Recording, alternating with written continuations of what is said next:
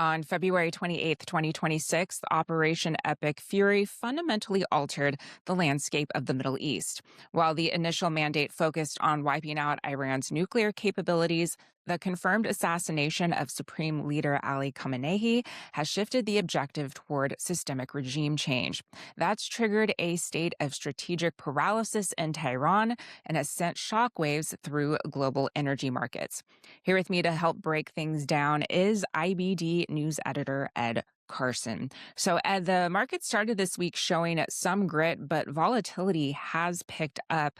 What are you seeing in the markets right now? Yeah, the stock market indexes have showed some resilience, you know, uh, despite there were some really big some sell-offs overnight and intraday, but rallying off those lows. I mean, they're still grinding lower, and the risk is that you bend, you bend, you bend, and then you break, kind of thing. And obviously, there could be news that conditions change or other things, and we'll get into about how the oil market. So suddenly everything goes. So you could see a big rally, but it's very much in flux. It's very hard. It's incredibly news driven, and it could change in a moment. We're seeing huge moves in energy prices and generally generally much higher. And so those are just really difficult to get to really grasp around and try to get any edge in this kind of market. Yeah, and speaking of those oil prices, with the Strait of Hormuz effectively shuttered, we basically have lost the transit route for about a fifth of the world's energy. Is the current surge of Brent crude oil to $90 a barrel just a temporary shock, or are we looking at perhaps a permanent re-rating of global energy prices? Well, we're probably seeing a temporary spike. The question is, have we seen the peak of that spike? One of the issues is that we're having is that, okay, yes, right now we're not getting some shipping going on, but a big problem is that some of the ships that are in the Gulf are just getting stored up, filled up, and there's a lot that are out that are waiting to get things. But what happens if this goes on for a few more days, even just a few more days, is that you start seeing is that then the Gulf states have to cut production. We've already seen some LNG production come down. So then you start seeing oil prices spike even more, especially in places like Europe. The Brent crude might be see a wider gap because they're going to be so reliant where we have a lot of our own oil. Let's be clear. I mean, it's going to be a big deal. LNG, yeah, in the US, natural gas prices are up, but natural gas is sort of domestic. For Europe, they saw a 40% spike in futures on day one, on Monday, and then I think it was 22% or something like that on Tuesday, and it was actually a lot worse intraday on Tuesday. So that's enormous price hikes. And yes, they could keep going higher. So the question is the strait reopen in a few days, prices come down. If they don't get reopened, you could see prices spike, and then finally, then later prices come down, presumably. But we don't know what we're going to face in the next few days. We could see $60 oil, we could see $120 oil. So have fun planning with that. In terms of that planning, if we do see a prolonged blockade, how might this alter how the Fed Reserve maybe plans a path for interest rate cuts here in 2026? Yeah, I mean, it's sort of a two-edged sword because if oil prices spike enough, at some point that becomes a real drag on the economy, and that sort of a stagflation. We're going to see prices go up. We're already seeing gasoline prices come up in part because oil prices were trending higher as the U.S. built up its war machine in the area. So there's some of that, and we're going to see continued increases at least in the short run. That could quickly reverse, but we're going to see that continue. Yeah, the Fed is pushed out. I mean, earlier you know, earlier this day, the rate cuts were being pushed out to maybe July. Again, could really radically change depending on where oil prices go and how the economy deals with that. Because again, it could all scale back quite a bit.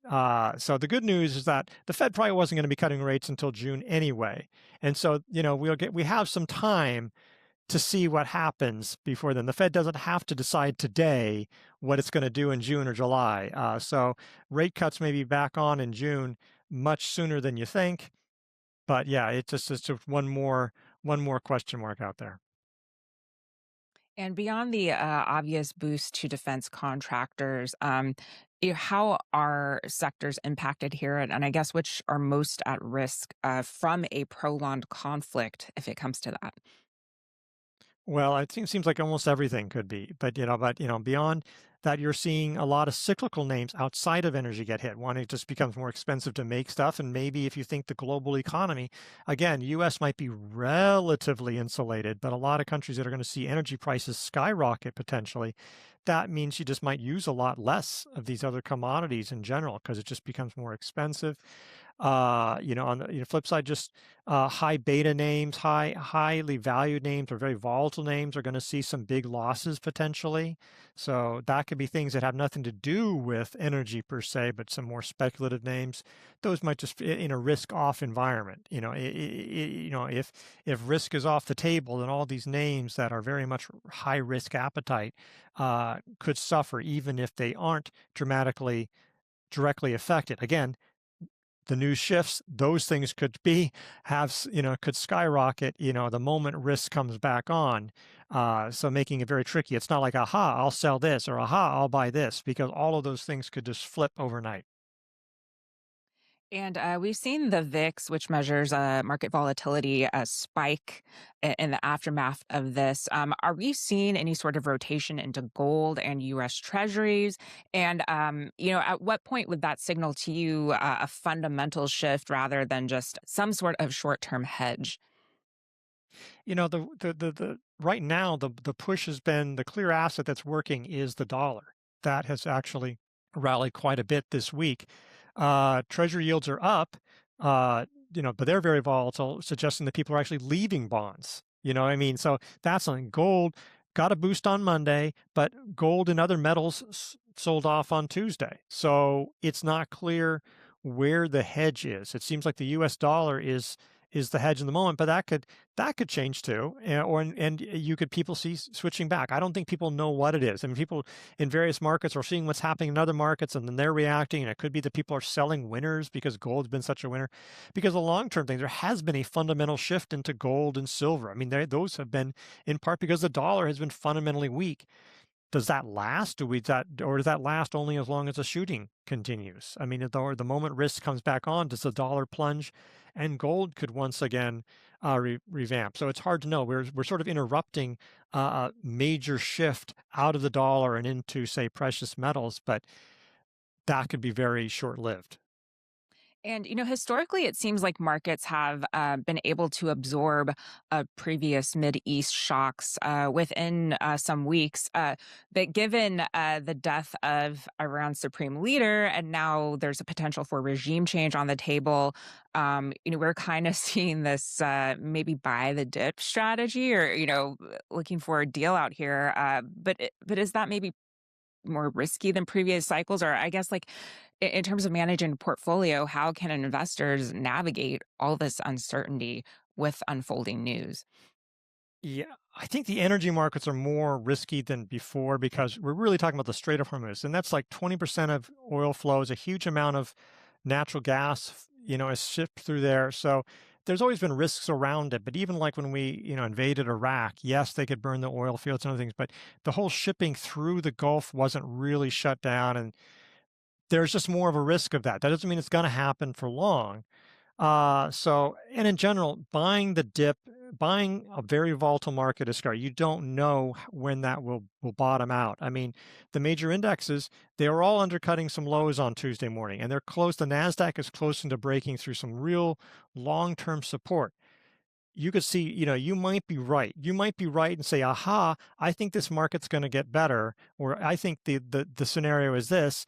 But you could see some of these things drop 15, 20% very rapidly. You saw the big sell-off last February, March, and early April of 2025. It all got resolved, but you didn't necessarily know that. And, people buying that suffered big losses along the way. It's just usually better if you don't, to wait for signs of a real recovery. And I'm not talking about the first uptick. Don't say, oh, look, we've gone up off the bottom a little bit. It's like, no, wait for a few days. If we have a real rally in the stock market that lasts any kind of time that matters, then you'll have a few days and you'll see that and it'll be continuing on and there'll be this good news and the news headlines won't be contradicting that. And then you can start moving into the market. So you want to be engaged. You want to be building those watch lists of stocks that are showing relative strength and such. But probably waiting for real signs that the market has turned. And that, that's what, investors should probably be doing. Well, Ed, thank you so much for your insights today. We really appreciate it. Thank you.